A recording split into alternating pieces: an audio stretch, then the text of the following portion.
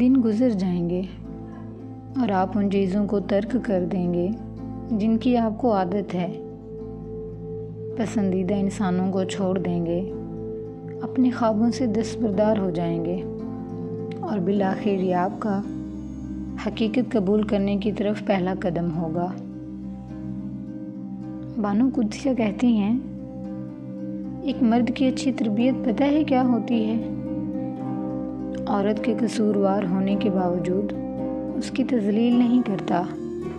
اسے پتہ ہے اللہ نے عورت کو ناقص عقل سے نوازا ہے، پھر بھی اس کی عزت اور احترام کا خیال کرتا ہے۔ مرد کا ایک درجہ اس لیے بلند رکھا گیا ہے کیونکہ وہ محافظ ہوتا ہے۔ دعا کی قبولیت کی ایک علامت یہ بھی ہے کہ وہ دعائیں آپ کو بدلنا شروع کر دیتی ہیں۔ اگر دعاؤں کے آنسوں کی سسکیاں دل کو پگھلا رہی ہیں، آپ کو رونا سکھا رہی ہیں، سجدے کروا رہی ہیں، آپ کو گناہوں سے بچا رہی ہیں، تو یاد رکھیں وہ آپ کو اللہ سے ملوا رہی ہیں۔ آپ کی دعائیں صرف قبول نہیں ہو رہی، وہ آپ کو قبول کروا رہی ہیں۔ آپ بولنا پسند کریں مگر ان سے جو آپ کو سننا پسند کرتے ہیں۔ آپ سننا پسند کریں مگر صرف ان کو جو آپ سے بات کر کے خوش ہوتے ہیں۔ زبردستی کی گفتگو نہ کسی سے کریں نہ کسی کی سنا کریں۔ اللہ آپ کی زبان کو دعائیں مانگنے کی ہمت تب دیتا ہے جب وہ آپ کی دعائیں قبول کرنا چاہتا ہے۔ کوئی ایک نماز اپنی زندگی میں ایسی ادا کر جائیں کہ جیسے ہی جائے نماز پہ جائیں، پہلا قدم رکھتے ہی آپ کا دل آپ کی بے بسیوں پہ رونا شروع کر دے۔ الحمد سے لے کے سلام پھیر لینے تک آپ سسکیوں سے رو دیں۔ پھر نماز کے بعد جیسے ہی دعا کے لیے ہاتھ اٹھائیں تو بس اتنا کہہ سکیں، اے اللہ پاک، آپ میرے دل کا حال سب سے بہتر طور پر جانتے ہیں۔ مجھے آپ کی بہت ضرورت ہے، آپ کے بندوں سے بھی زیادہ۔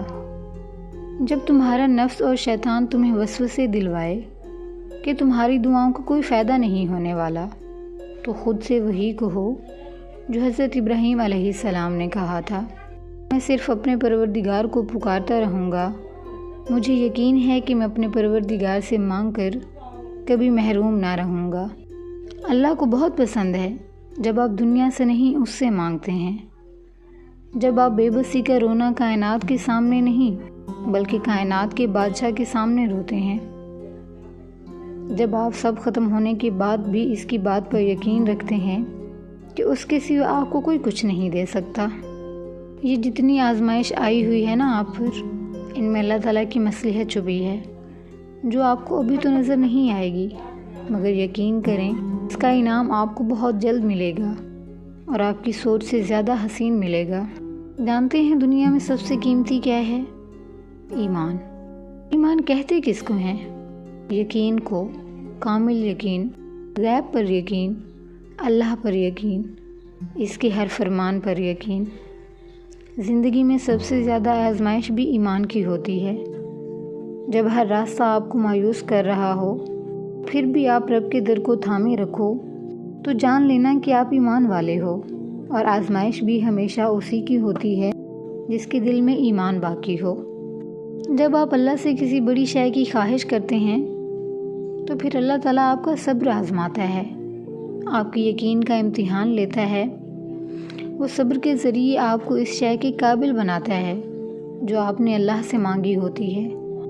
صبر سے انسان نکھرتا ہے، سنورتا ہے، اس کا کردار مضبوطی کا دامن تھامتا ہے، اور انسان جتنا صبر کرتا ہے اس کا اجر اتنا ہی دگنا ہوتا جاتا ہے۔ نصیب سے ضد نہیں لڑ سکتی، نصیب سے عاجزی لڑتی ہے۔